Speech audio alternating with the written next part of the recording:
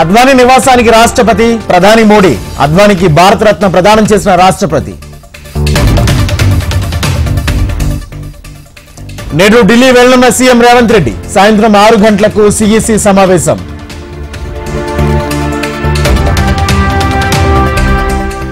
జహీరాబాద్ నేతలతో రేవంత్ రెడ్డి సమావేశం.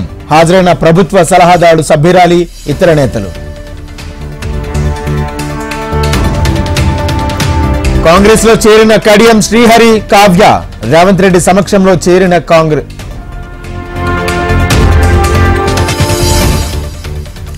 కాంగ్రెస్ లో చేరిన మాజీ MLC B Mohan Reddy AICC in charge Deepadas Munshi సమక్షంలో చేరిక. జనగామకు వెళ్లిన కేసీఆర్ రైతుల సమస్యలు అడిగి తెలుసుకున్న గులాబీ బాస్.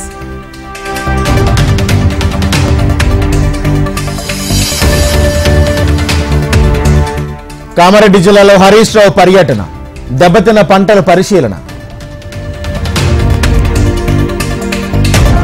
సాగునీటి ప్రాజెక్టులు పూర్తి చేసే సీమ దిశ మారుస్తాం.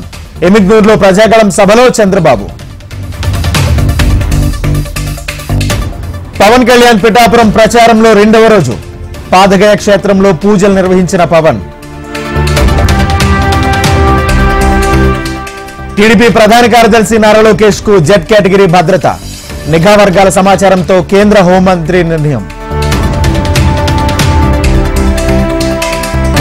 నేడు ఢిల్లీకి వైఎస్ షర్మిల ఏఐసీసీ నేతలతో భేటీ కానున్న షర్మిల.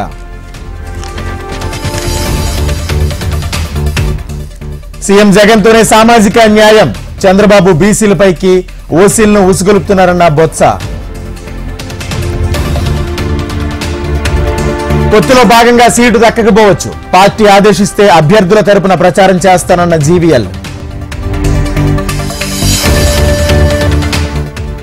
నేడు మరోసారి కాంగ్రెస్ సెంట్రల్ ఎలక్షన్ కమిటీ భేటీ.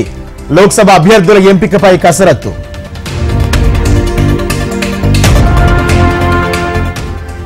నేడు ఇండియా కూటమి భారీ rally. Delhi CM Kejriwal arrest నిరసిస్తూ ర్యాలీ.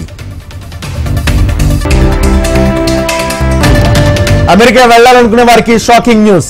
రేపటి నుంచి 3 రెట్లు పెరగనున్న వీసా ఫీజులు. అనపర్తిలో పోలీసులు తనిఖీలు.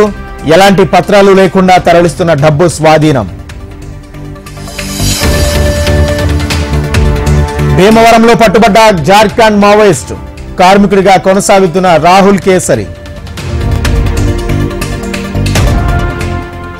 ఫోన్ ట్యాపింగ్ కేసులో కొనసాగుతున్న విచారణ. 3వ రోజు కస్టడీలోకి తిరుపతన్న భుజంగరావు. అనంతపురం జిల్లాలో దొంగల బీభత్సం.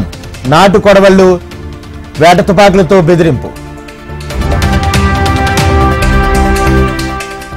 ఏపీలో రోజు రోజుకు పెరుగుతున్న ఉష్ణోగ్రతలు. ప్రజలకు హెచ్చరికలు జారీ చేసిన రాష్ట్ర విపత్తు శాఖ. కృష్ణా ఎక్స్ప్రెస్ కు తప్పిన ప్రమాదం. ఆలేరు స్టేషన్ సమీపంలో విరిగిన రైలు పట్ట.